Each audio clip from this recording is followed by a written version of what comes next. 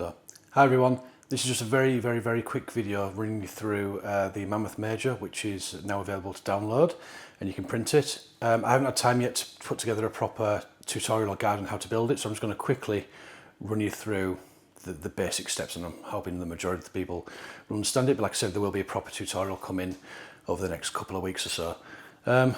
So yeah, here we are. Let's have a look at the Mammoth Major. So move them out of the way. So it's made up of some real sort of key areas. We have the flatbed, which is printed in two separate parts, or two separate files.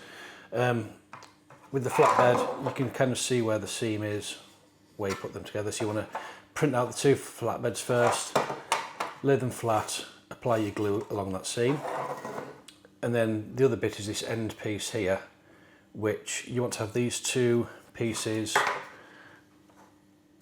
upright at the front of the flatbed, and it kind of sits just underneath there. And again, do you know what I mean? The back's really obvious, it's the number plate and the brake lights.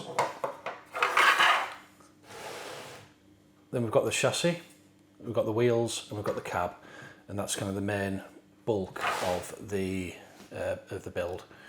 So let's have a look at the cab first. So now the cab, I haven't glued this down yet because I wanted to show everybody how this is built. Now the cab comes in two parts. Part one needs supports because that's the main cab itself. It needs supports to support everything underneath it. And the second part is things like the seats, what else is in there? Oh yeah, the steering column and the pedals, which are in there. The doors and the mirrors. Actually, sorry, the doors are in one part, the mirrors are in the parts that need support. And the wheel arches are part of the chassis. So obviously we're just going to drop the seats into the cab, drop the doors into the cab, the mirrors just go into the little holes on the doors. And that's the cab really. The cab isn't really that complicated. The roof has a little groove to make sure it sits in there properly and doesn't fall out too easily. Whether you want to glue that down or not, that's up to you. Same with the doors. These doors are separate, so you can open them and close them if you want to, have them in different positions, but they are fixed. So once you've stuck them in place, do you know what I mean, then it's however you want it to look really.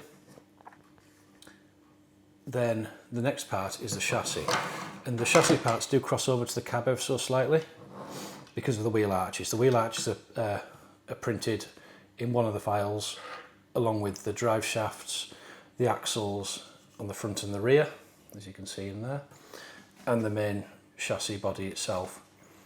Now we'll just have a quick look at the chassis. So you'll see that the chassis has two main elements. It has this rear section and this front section. They're printed the other way around, and all they are, they're simply just glued together on these joints here.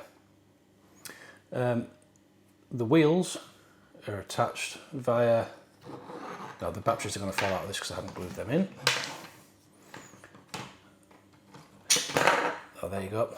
The wheels are connected to the chassis via the drive shafts, and you can see the way the drive shafts are put into the diffs at the back of the truck. Now you'll find with the drive shafts and the axles, they are the same diameter, so there's a little trick for figuring out which one goes where. The two axles, or the two cylinders that make up the axles, are the same length, so they're the ones that run through the diffs that way.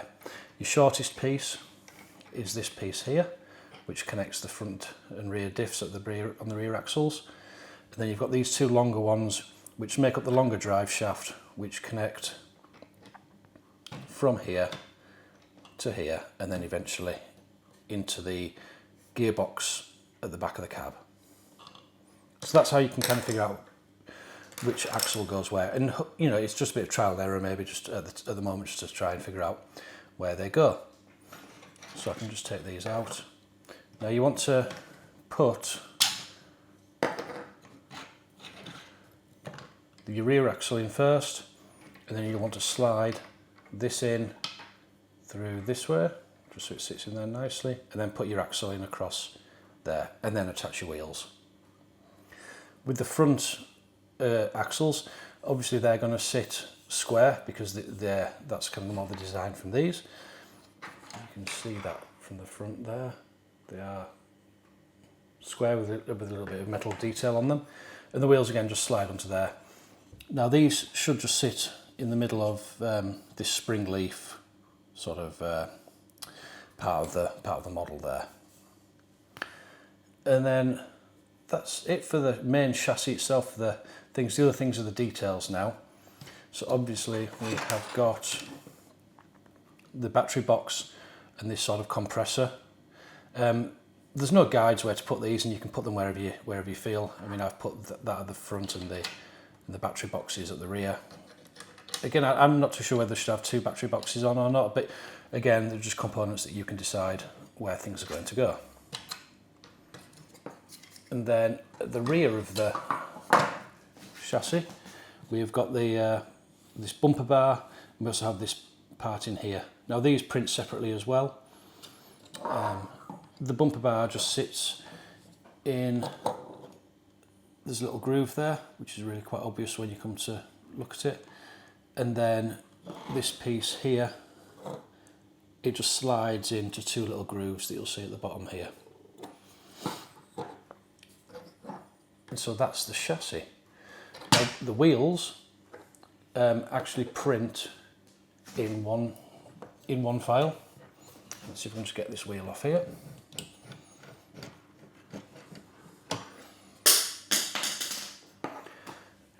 So the wheels will actually print pretty much like that.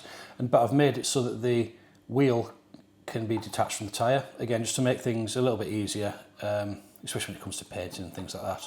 So you will have to glue, and you can see like kind of the gap around there. And these wheels do push out of the tyre if your 3D printer allows you to do that. And then again, I've just glued them together. So that's the chassis done, and now you can see I've kind of broken it quite a long way. All we're going to do now is reattach the cab. Now you kind of do need 2 hands to this, so I'm a bit stuck trying to do this with one hand, but we'll see if I can manage it. So I'm going to put the drive shaft back into there, and then we're going to take the other drive shaft and pop that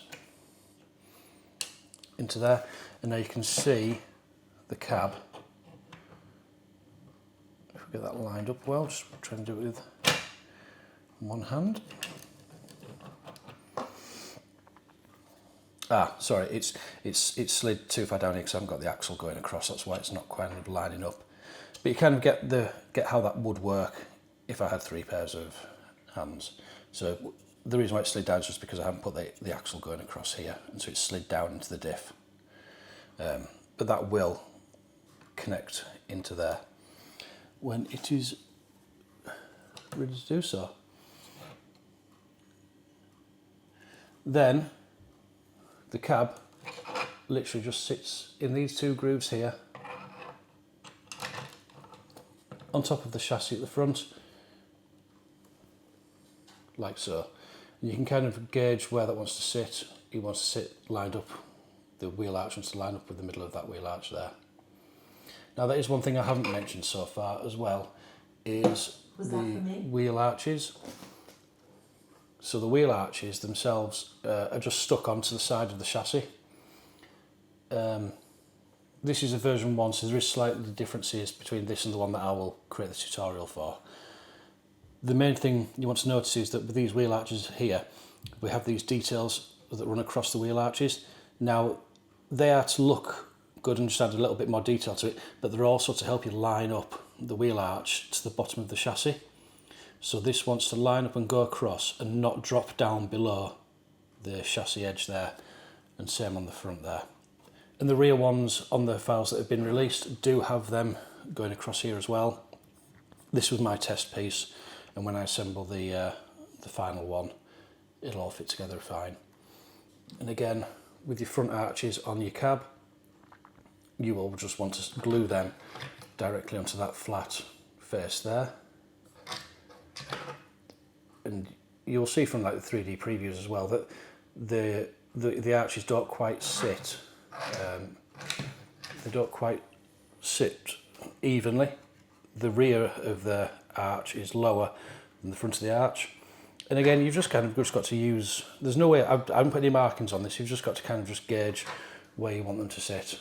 So I think they just want to overlap that front little detail by the headlamp just ever so slightly. And I think that works pretty well.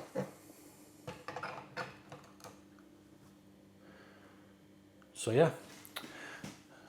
So that's the very quick run through of how to construct the cab. If anybody has any questions, just let me know and we can go through that. But yeah, that's it. Hope you enjoy the files, enjoy printing them, and let's see what you can do with them. Have fun. Bye.